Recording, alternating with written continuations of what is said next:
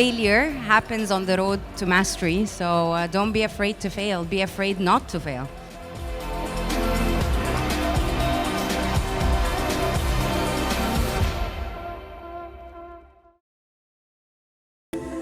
Before I start, I would like to thank Forbes Middle East for such a great opportunity. خلود العميان, you bring happiness. أنت الحظ, huh? Seriously, you bring happiness, you bring good vibes to our lives. Thank you so much for such an amazing event. I was there last year in the Forbes Under 30 event, and I wanted to make sure that I participate once again in such an event that celebrates achievements of the young talent, celebrates or basically gives us the platform to exchange ideas, exchange knowledge, and look forward, go back into a positive direction. Before I start, I would like to welcome one of the Forbes Under 30 listers that we have here today with us, Dalia. Congratulations for making it to Forbes Under 30. And by the way, as one of the judges for the Forbes Under 30, I can tell you there's a lot of effort that went in to select those listees. So congratulations once again, and I would like you to start first by giving us 1 minute to tell us about your idea. How did you manage to select this idea and to inspire a lot of people? Thank you very much. Thank you. So first of all, it started in my senior year in college when I came across a video of a girl, a young girl and her father in a Syrian refugee camp. You see her without legs and her father without legs, but rather than a prosthetic, they used tuna cans to be walking around. So this inspired me to work on a project with my university to create a one-size-fits-all prosthetic leg made of melted bottle caps that was then 3D printed into a prosthetic that can be used in developing countries and in war-torn countries. So that it's accessible, it's affordable, and it's something that can be used to replace the tuna cans and at the same time be sustainable for a larger population. Thank you so much, Dalia, for sharing the story. I have to say, when I read her story, I got so inspired, and I was very much looking forward to meeting you today. So thank you so much for coming up with this fantastic idea. I would like to start by asking all of you one question. In the current technology-driven landscape, what strategies have you found effective in seamlessly integrating cutting-edge technologies, starting from ideation phase to go-to-market phase, ensuring both efficiency and innovation? I would like to start with Mirna, the country manager of Microsoft in Egypt. Mirna, we all know that the technology field is a male-dominated field, okay? But I would like you to answer first this question, and then we can touch upon that. Thank you, Hoda, and good afternoon, everyone. It's an absolute pleasure to be here with you. And I echo Hoda. I mean, seriously, it's been a fantastic two-day event.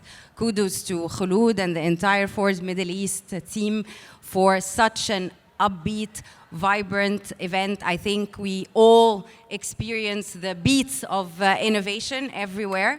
So well done. Inspiring, to say the least. So back to your question. Speaking of innovation, I think everyone would agree with me that the past few years, we've truly seen an acceleration when it comes to innovation and technology. Technology has taken center stage, has changed every facet of our lives, of how we live, how we work, how we learn, how we socialize, how we communicate, how we sing even, and amazing performance by Minna, and I do agree it's a bit boring to talk about technology following that. But I think innovation spurs across industries. And when I look around the room and I look at the two amazing ladies sitting next to me, it is those budding entrepreneurs that make this a reality. So back to your question, how do we really take ideas to market? How do you take that innovation? I think if we look around, today market-making companies are those companies who are truly leveraging technology into their business models. It is those startups and entrepreneurs who are really disrupting entire industries, who are changing the way we're bringing goods and services to the market. And today, I think, after a few years of witnessing a massive tsunami of data or a data revolution, with the advent of AI, we're really living a massive shift in computing. I think this is another revolution that is equal in magnitude to what we witnessed with the advent of the internet or the mobile devices or the cloud. We are living an inflection point, a real breakthrough that is going to change how we experience life. So I think any organization today must have a clear strategy when it comes to artificial intelligence that has data as a center stage. So I think if I would like to summarize in a nutshell, it is truly innovation that is fueled by our ability to reason over massive amount of data that has become accessible to all of us, that is going to enable an organization or a company to remain competitive, relevant, successful, and obviously sustainable. Thank you, Myrna. Shireen, you are the founder of an e-health platform. And an e-health platform is extremely important, specifically nowadays when people would like to talk in confidence. So I would like you to maybe answer the question, but in light to what have you founded. Thank you, Hoda. And look, I want to echo, of course, my panelists as well to say thank you to Khulud, thank you Forbes Middle East for having us to help us, of course, share our insights to everybody so we can accelerate even further. So thank you for that.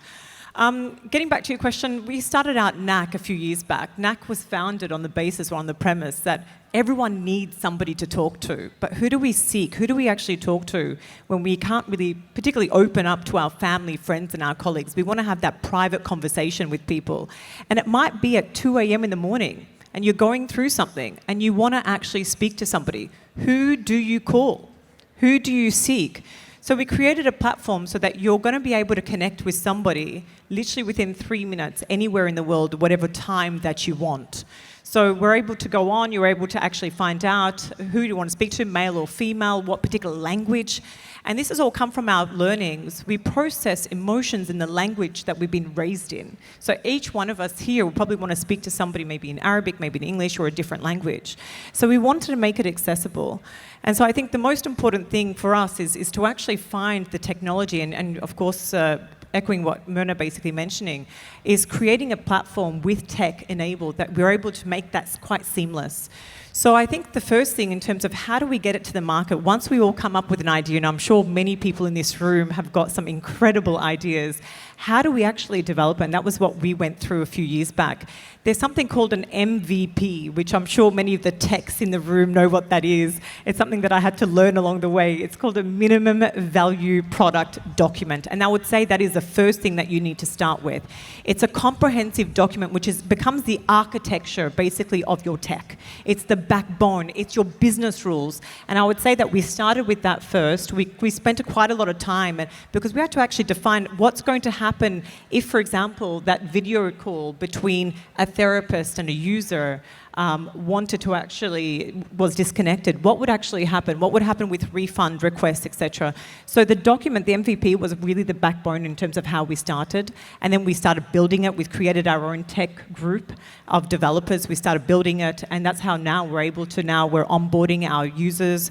We're onboarding basically our therapists as well as our life and business coaches as well. So we have quite a big pool. So when you come onto the app, they're available to talk to you. Fantastic. Dalia, maybe you can give us also your view here. Absolutely. So first of all, I'll echo the echo of my panelists and thank Khulud and Forbes and the team as well as my family and Allah subhanahu wa ta'ala for this amazing opportunity. So I was speaking with my husband yesterday, who's actually standing there, and he's like, taking a video so closely. Hello, husband. Just yesterday, we were talking about how the word insan, which is person, comes from the word uns. Echoing this, that means as people, we're better together. And how does this tie into this topic is that taking an idea from the ideation to market phase, you need people. You need to work together in an ecosystem. So people now is translated into the word ecosystem to put it in a fancy and wrapped up way for us passionate tech professionals to really put in and try to work things together. But what does an ecosystem mean? An ecosystem here means we're talking about different stakeholders. We're talking about taking students and engineers and academic institutions and hospitals and industries and developers to come together to all create the capacity. You think when you come up with an idea that you have to take it from 0 to 100 yourself. That's not it. The efficient way to do it is to have yourself have the right stakeholders on board. And let me tell you, at Siemens Healthineers, we did something incredible. We proved this opportunity that children can take it from an ideation phase to the market. And how did we do this? We did it with people. We went to the Children's Cancer Hospital, the 57357 hospital here. We had a session with the kids. We had an ideation phase, but we took universities and we took hospitals and engineers. We had them listen to the children, and we took their ideas and we put it into the market. We made a robot hand that's able to extract the blood from the patients so they're not scared. And this is an idea that came from children, a high-tech idea that was able to reach the market because people took it from A to 0. Doing it smartly, getting the right stakeholders involved, that's how you take technology from 0 to 100. Yeah. You deserve a clap. Thank you so much for inspiring, at least me. I'm sure that a lot of people are here on the floor being also inspired or equally inspired. Myrna, how does Microsoft approach fostering innovation with its ecosystem? What insights can startups draw from Microsoft's experience in bringing technology solutions to the market markets? Thank you, Hoda, for the question. And I think before I answer that, I just want to mention one thing. The passion you spoke with, that's innovation. I think the way, the belief, the energy, that's really how ideas are brought to market. So well done to you. So back to that. I think Microsoft started as a startup itself. I think we've grown, and if you check our stock today, we are the #1 largest company in the world in terms of market cap, which is something we're truly proud of. And that's because we believed in change.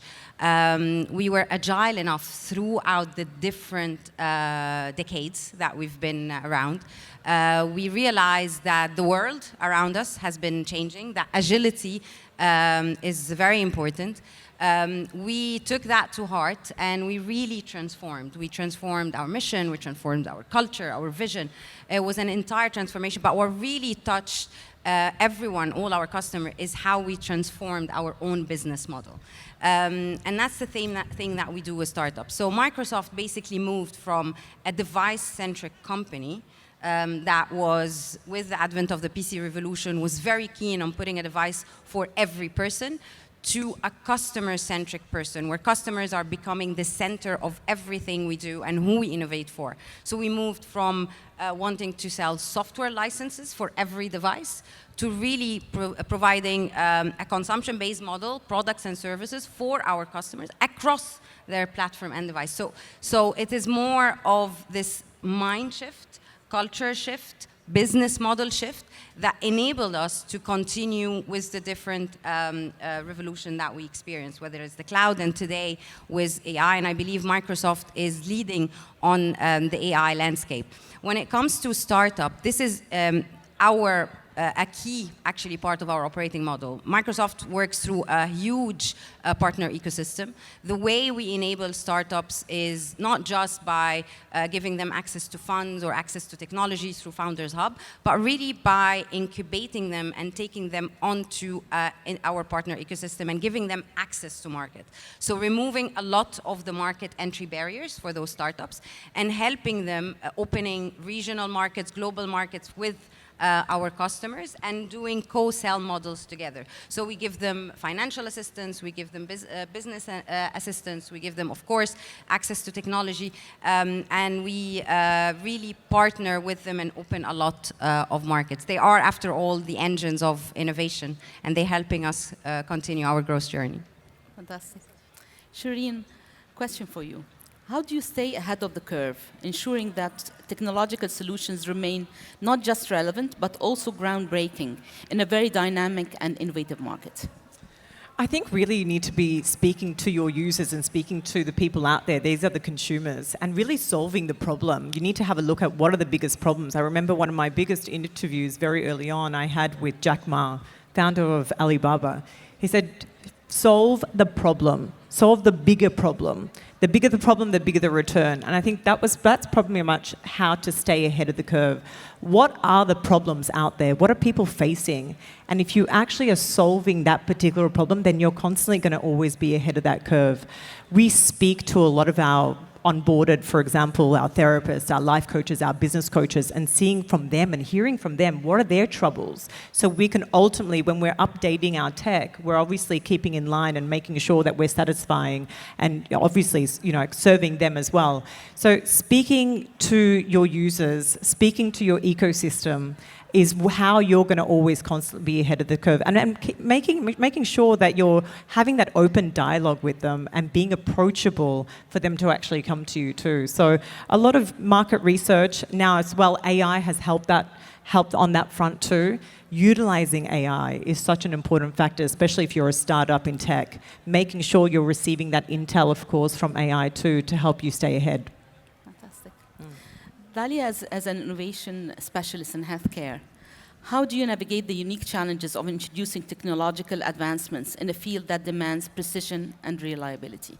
I think this is a great question because my position at Siemens Healthineers holds the Middle East and Africa. So we can talk about incredible emerging technologies like AI and blockchain and Microsoft.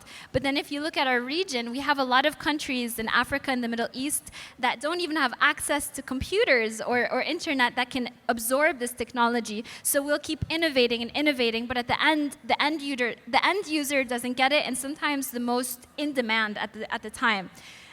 So we're trying to address this, and how we do this is we look at the infrastructure.